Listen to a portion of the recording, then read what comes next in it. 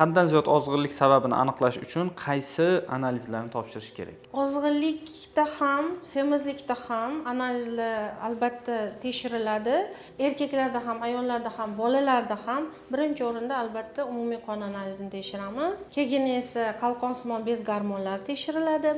Keyin esa albatta androgen gormonlar, ya'ni o'sha prolaktin, testosteron, estrogen, progesteron degan gormonlar tekshiriladi. Albatta yog' miqdorlari tekshiriladi, ya'ni asosiy tekshiradiganimiz umumiy xolesterin bilan triglitseridlar miqdori tekshiriladi.